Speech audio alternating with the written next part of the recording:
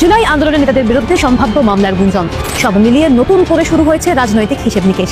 বিশেষ করে হাসনাত আব্দুল্লাহ, সার্জিস আলম এবং নাহিদ ইসলামের মতো জুলাই আন্দোলনের শীর্ষ নেতৃত্বকে ঘিরে এবার হাসিনার পাশে দাঁড়ালো জাতিসংঘ। বাতিল হচ্ছে অবৈধ ট্রাইব্যুনালের মামলা। এদিকে পুলিশ হত্যা তদন্তে ঘুম হারাম হলো এনসিপি নেতাদের। শেখ হাসিনার মৃত্যুদণ্ডের রায় নিয়ে প্রতিক্রিয়া জানিয়েছে আন্তর্জাতিক সংস্থাগুলো। Accordance with international law, and that is not acceptable. The only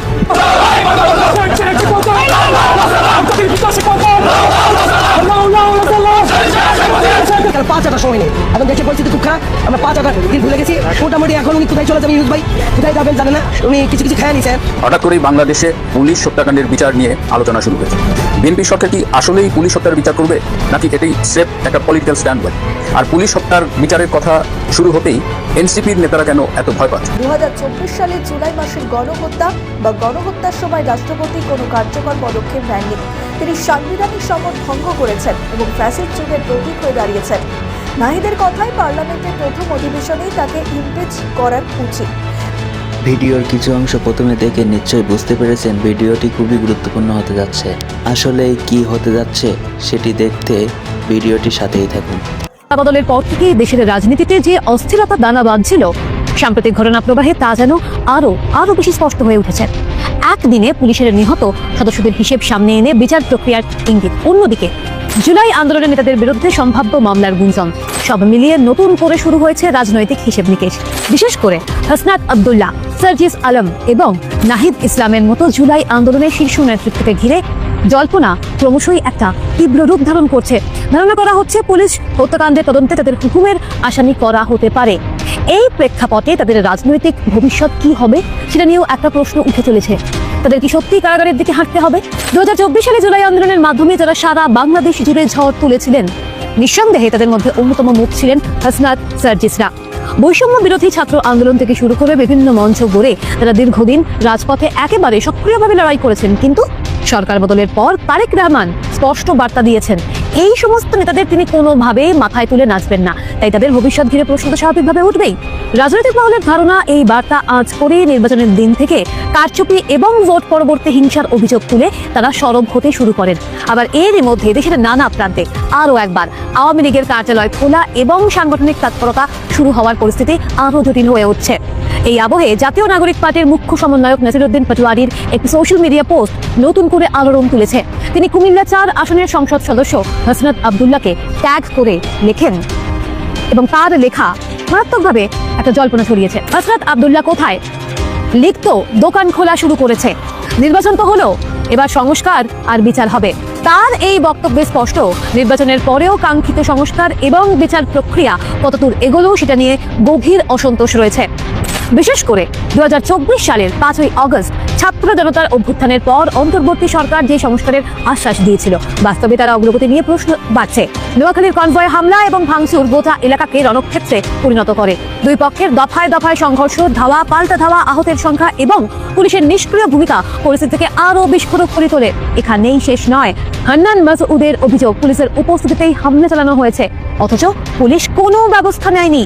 আর এই সব কিছুর মধ্যেই বাংলাদেশের নয়া প্রধানমন্ত্রী তারেক রহমান তিনি ঘোষণা করেছেন পুলিশ হত্যার ঘটনার পূর্ণাঙ্গ তদন্ত হবে। আর এই ঘোষণায় জুলাই আন্দোলনের নেতাদের মধ্যে আতঙ্ক ছড়িয়ে দিয়েছে। তাদের আশঙ্কা, এই তদন্তের সূত্র ধরেই তাদের বিরুদ্ধে একের পর এক মামলা দায়ের করে বিচারের আওতায় আনা হবে। নাহিদ ইসলাম এই দাবি করেছেন 25শে ফেব্রুয়ারি বনানী সামরিক কবরস্থানে পিলখানা হত্যাকাণ্ডের শহীদদের কবর জিয়ারত করার পর সাংবাদিকদের সঙ্গে কথা বলতে গিয়ে তিনি বলেন, 2024 সালে জুলাই মাসের গণহত্যা বা গণহত্যার সময় রাষ্ট্রপতি কোনো কার্যকর পদক্ষেপ নেননি। তিনি সাংবিধানিক শপথ ভঙ্গ করেছেন এবং ফ্যাসিস্ট যুগের প্রতীক হয়ে দাঁড়িয়েছেন। নাহিদের কথায় পার্লামেন্টের প্রথম অধিবেশনেই তাকে ইমপিচ করার উচিত, তারপর জুলাই গণহত্যার জন্য গ্রেপ্তার করা হবে। তিনি আরো বলেন, নতুন সরকার ও বিরোধী দলের মধ্যে জাতীয় ঐক্যের ভিত্তিতে এই কাজ করা সম্ভব। এই দাবির পিছনে নাহিদের যুক্তি হলো, রাষ্ট্রপতি জুলাইয়ের গণ আন্দোলনের সময় নীরব ছিলেন যখন শত শত মানুষ প্রাণ হারিয়েছেন। তিনি বলেন, রাষ্ট্রপতির দায়িত্ব ছিল সংকটে হস্তক্ষেপ করা, কিন্তু তিনি তা করেননি। এছাড়া রাষ্ট্রপতির বিরুদ্ধে আর্থিক অনিয়মের অভিযোগও রয়েছে বলে তিনি উল্লেখ করেন। নাহিদের মতে, এখন নতুন পার্লামেন্ট গঠিত হয়েছে, নতুন সরকার এসেছে, এই সময়ে ফ্যাসিস্ট যুগের চিহ্ন মুছে ফেলার কাজ শুরু করতে হবে।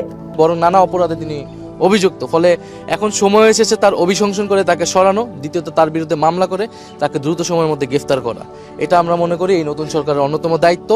এই রাষ্ট্রপতি কিন্তু শহীদ প্রেসিডেন্ট জিয়াউর রহমানের বিরুদ্ধেও আপনার বিরুদ্ধাচরণ করেছে, মানে নেতিবাচক বক্তব্য দিয়েছে, খালেদা জিয়ার বিরুদ্ধে নেতিবাচক বক্তব্য দিয়েছে, এবং ফলে আমরা মনে করি যে এই ফ্যাসিস্ট সময়ের চিহ্ন যে রাষ্ট্রপতি, সেই রাষ্ট্রপতিকে দ্রুত সময়ের মধ্যে আসলে গ্রেফতার করা প্রয়োজন। এবং তিনি যে ধরনের সাক্ষাৎকার দিয়েছেন সেটাও তো আসলে শপথ লঙ্ঘন হয়েছে। আর এই ঘোষণা দেশের রাজনৈতিক মহলে ব্যাপক প্রতিক্রিয়া তৈরি করেছে।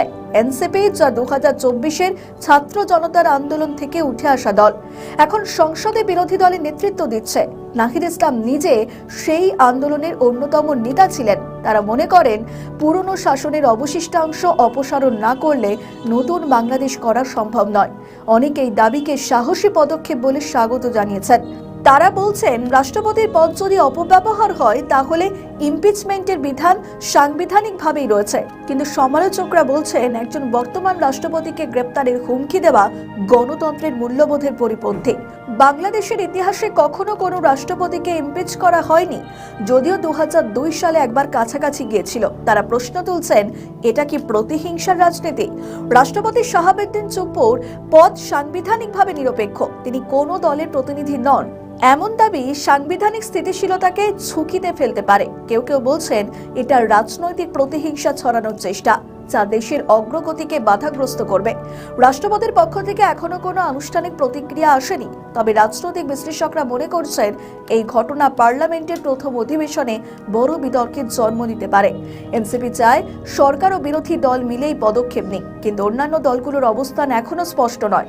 তবে এনসিপি তাদের বাংলাদেশে অবস্থান ধরে রাখতে বিভিন্ন ইস্যুতে বিতর্ক তুলে চর্চার শিরোনামে থাকতে চলেছে, তা বোঝাই যাচ্ছে। এখন দেখার বিষয় নাহিদ ইসলামের বক্তব্যে রাষ্ট্রপতি চুপ্পু কোন পদক্ষেপ নেয়, সেদিকেই লক্ষ্য রেখেছে আপামর জনগণ।